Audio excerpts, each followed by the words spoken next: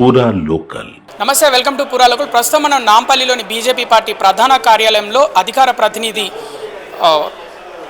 ప్రతినిధి బంగారు శృతి గారితో ఉన్నాము. చెప్పండి మేడం, గత కొన్ని రోజులుగా బీజేపీ పార్టీ అన్ని జిల్లాలకు బీజేపీ పార్టీ అధ్యక్షులను నియమిస్తుంది. ఈ నేపథ్యంలో గోల్కొండ జిల్లాకు కూడా నూతన అధ్యక్షుడు ఎంపికయ్యారు. ఇప్పుడు మీ పార్టీలో అంటే కొన్ని వివాదాలు తలెత్తుతున్నాయి. ముఖ్యంగా గోల్నాకు సంబంధించిన ఎమ్మెల్యే మా కార్యకర్తను ఎంపిక చేయలేదు జిల్లా అధ్యక్షునిగా ఆయన కీలక వ్యాఖ్యలు చేశారు. ఈ విషయంపైన మీ అభిప్రాయం ఏంటి? ముందుగా ఈ ఛానల్ ప్రేక్షకులకు అందరికీ కూడా నమస్కారం. నేను బంగారు శృతి, స్టేట్ జనరల్ సెక్రటరీ, ప్రధాన కార్యదర్శిని. సంస్థాగత ఎన్నికలు జరుగుతున్నాయి, మొత్తం దేశంలో సంస్థాగత ఎన్నికలు జరుగుతున్నాయి. అదే పయనంలో ఇక్కడ రాష్ట్రంలో కూడా సంస్థాగత ఎన్నికలు జరుగుతున్నాయి. దాంట్లో ముందుగా ప్రాథమిక సభ్యర్థం జరిగింది, అది 41 లక్షలు జరిగింది. మళ్ళీ యాక్టివ్ మెంబర్షిప్ అది 41,000 అంటే 41,000 జరిగింది. దాని తర్వాత డిస్ట్రిక్ట్స్ ప్రెసిడెంట్స్, బూత్ కమిటీస్ అయ్యాయి. బూత్ కమిటీస్ తర్వాత డిస్ట్రిక్ట్ ప్రెసిడెంట్స్ అవుతుంది. దాని తర్వాత రాష్ట్ర అధ్యక్షుడు అవుతారు. ఈ నేపథ్యంలో మండల అధ్యక్షులు ఆల్మోస్ట్ 630 మండల అధ్యక్షులు కూడా నియమించడం జరిగింది ఇదే ప్రక్రియలో. దాని తర్వాత ఇప్పుడు జిల్లా అధ్యక్షులు 24 మందిని అపాయింట్ చేయడం జరిగింది. ఏదున్నా కానీ సంస్థాగతం విషయంలో సంస్థాగత కోణంలో ఆలోచిస్తారు. ఎలా అనంటే పార్టీ వర్కర్ అయినా లేదా బయటి నుండి వచ్చిన వారు పార్టీలో జాయిన్ అయిన తర్వాత బయటి కార్యకర్త ఉండరు, విదిన్ పార్టీలోనే ఉంటారు. మూడో విషయం, పార్టీ సోషల్ కాంబినేషన్స్ కూడా చూస్తుంది. అన్నీ చూసి అన్ని కోణంలో ఆలోచించి అన్ని విధాలుగా ఆలోచించే పార్టీ నిర్ణయం తీసుకుంటారు. అదేవిధంగా గోల్కొండ జిల్లాలో కూడా అదే విధంగా ఆలోచించింది. మీరు చూసుకున్న 24 జిల్లాల్లో కూడా పార్టీ అన్ని కోణాల్లో ఆలోచించే, అన్ని వర్గాలు ఎక్కడ కూడా వదలకుండా పార్టీ నిర్ణయం తీసుకొని ఇచ్చింది. ఇప్పుడు మీరు అడిగిన ప్రశ్నలో అక్కడున్న గోషామహల్ ఎమ్మెల్యే గారు పార్టీ మీద వ్యాఖ్యలు చేశారు.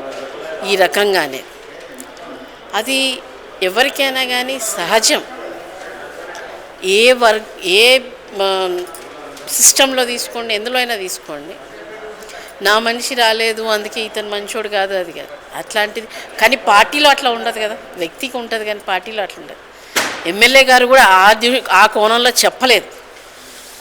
ఏమన్నారు అని అంటే నా మనిషి అని ఆయన ఎక్కడ చెప్పలేదు, కానీ పార్టీనే ఆలోచించండి అనే విషయం వాళ్ళు తెలియజేశారు. అంతేగాని ఆయన పార్టీ అగెన్స్ట్గా మాట్లాడలేదు, లేదా పార్టీ మీ తప్పు చేశారని చెప్పలేదు. మళ్ళీ మీరు ఆలోచించండి, మళ్ళీ ఇంకా మంచి వ్యక్తి వస్తారేమో అనే విషయం ఆయన తెలియజేశారు. పార్టీ అన్ని కోణంలో ఆలోచించే ఏ వ్యక్తిని తీసుకోవాలి, ఏం చేయాలి అనే విషయం ఆలోచించే పార్టీ నిర్ణయం తీసుకుంది. తప్పకుండా ఆయన చెప్పినట్టుగా పార్టీ ఆ విషయం ఆలోచిస్తుంది.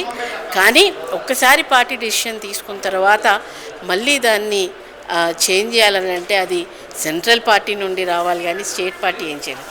ఇక్కడ మేము ఒక లిస్ట్ పంపించినా కానీ సెంట్రల్ వాళ్ళు కూడా వాళ్ళు ఎంక్వైరీలు చేసుకొని వాళ్ళు సోషల్ కాంబినేషన్స్ అన్నీ చూసి కూడా అక్కడ మా వరకు ఏముంటుంది ఏంటంటే ఇక్కడ నుండి 3 పేర్లు పంపించడం, ఆ 3 పేర్లలో వాళ్ళు సోషల్ కాంబినేషన్స్ చూసి అక్కడ డిసైడ్ అయి వస్తుంది. కాబట్టి ఇక్కడ డిసైడ్ చేసింది అనేది కాదు.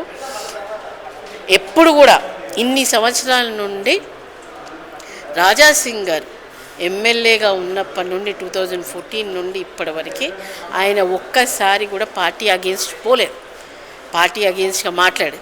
కేవలం ఆయన వ్యక్తిత్వం గురించి చెప్పడం, ఆయన పార్టీని ఆలోచించడమే అని తప్ప ఇలాంటి దుష్ప్రచారం ఆయన మీద చేయకూడదు. ఆయన మంచి బీజేపీ మంచి కార్యకర్త, 3 సార్లు నాన్ స్టాప్గా గెలిచిన ఎమ్మెల్యే గారు. కాబట్టి ఈ పార్టీ సింబల్ నుండి ఈ పార్టీ అంటే ఆయనకు చాలా రెస్పెక్ట్. సో అందుకని అట్లాంటివన్నీ కూడా ఆయన చేయలేదు అనేది. అంటే ఇవాళ బండి సంజయ్ గారు కూడా మీడియా ముఖంగా చెప్పారు ఏంటంటే రాజాసింగ్ వెనకాల ఎవరో ఉండి మాట్లాడిస్తున్నారు ఇలాంటి మాటలని. అంటే మీరు మాట్లాడుతున్న తీరు కూడా చూస్తే అలానే అనిపిస్తుంది. అంటే రాజాసింగ్ చాలా మంచి వ్యక్తి పార్టీ పరంగానే, మరి అంటే ఆయన వెనకాల ఎవరైనా ఉండి ఇలా మాట్లాడిస్తున్నారని అనుకుంటున్నారు? అట్లాంటిది ఏముండదండి. 3 సార్లు ఎమ్మెల్యే గారిని ఎవరు మాట్లాడిస్తారు చెప్పండి? అది కాదు. 3 సార్లు ఎమ్మెల్యే, సీనియర్ కార్యకర్త, బీజేపీలో ఎన్నో సంవత్సరాల నుండి బీజేపీలో పనిచేస్తున్నారు. అలాంటి కార్యకర్త కేవలం చెప్తే మాట్లాడే అంత వ్యక్తిత్వం కూడా ఆయనది కాదు. ఎందుకంటే ఆయన చాలా సాఫ్ట్ స్పోకన్. ఆయన ప్రతాపాన్ని ఎక్కడ చూపించాలంటే ఆయన అసెంబ్లీలో చూపిస్తారు, మరి రోడ్డు మీద చూపిస్తారు. ఎక్కడైనా ఏదైనా పార్టీ కార్యకర్తకైనా కానీ ప్రజలకి ఎక్కడైనా అవుతే ఇమీడియట్గా వెళ్ళే ఎమ్మెల్యే ఆయన. సో అందుకనే అట్లాంటిది ఏమి ఉండదు. ఆయన వెనక ఎవ్వరు లేరు మాట్లాడించడానికి. Is a very good person, very good karyakarta of BJP. ఇక ప్రధానమంత్రి గారి గురించి మాట్లాడుకుంటే, తెలంగాణ రాష్ట్ర ముఖ్యమంత్రి అంటే ప్రధానమంత్రి గురించి చెప్తూ, ప్రధానమంత్రి బీసీ రంగు పూసుకున్నాడు కానీ లోపల మాత్రం ఓసీగానే బిహేవ్ చేస్తున్నాడు, బీసీలకు అన్యాయం చేస్తున్నాడని చెప్తున్నారు. ఇక్కడ సీఎం గారికి ఒక్క విషయం చెప్పాలి. భారతీయ జనతా పార్టీ ఇక్కడ బీసీ సీఎంని చేయాలనుకున్నది.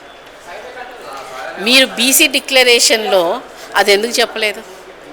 మీరు కూడా బీసీ ఇచ్చేశారు కదా, బీసీది మీరు కూడా పూసుకోవాలి కదా, మరి ఎందుకు చేయలేదు అది?